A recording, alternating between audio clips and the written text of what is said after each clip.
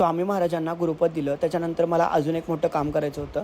तर ते काम असं होतं की प्रत्येकाच्या आयुष्यात काही ना काही कोडं असतं. तसंच माझ्याही आयुष्यात आहे आणि ते कोडं काही केल्या मला सुटत नाही आहे आणि ते कोडं माझ्याकडून सुटत नाही आहे. त्यामुळे मी ठरवलं की ते स्वामी महाराजांकडून गुरुपौर्णिमेच्या दिवशी सोडवून घ्यायचं आणि त्याप्रमाणे मी 2 चिठ्ठ्या केल्या आणि त्याच्यामध्ये जे काही माझे प्रश्न असतील तर ते मांडले आणि आता म्हणलं की ते स्वामी महाराजांना विनंती केली की स्वामी महाराज ह्या कोड्यातून मला काहीतरी मार्ग दाखवा आणि या कोड्याचं उत्तर तुम्ही मला सांगा आणि ते कोडं काय आहे हे मी तुमच्याशी आता नाही शेअर करणार, वेळ आल्यानंतर शेअर करेन.